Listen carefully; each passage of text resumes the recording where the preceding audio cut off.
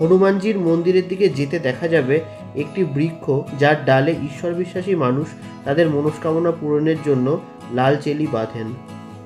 এই বৃক্ষের পাশেই আছে একটি যজ্ঞকুণ্ড।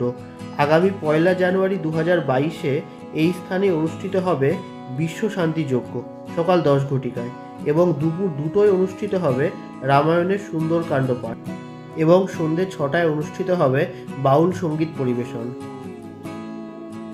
এরপর আমরা হনুমানজির মন্দিরে প্রবেশ করলাম। কথিত আছে রাবণ রাজা একবার শনিদেবকে আটক করে রেখেছিলেন এবং হনুমানজি তাকে উদ্ধার করেন, তাই তার নাম সংকটমোচন। এখানে 25 ফুট দীর্ঘ হনুমানজি শায়িত রয়েছেন।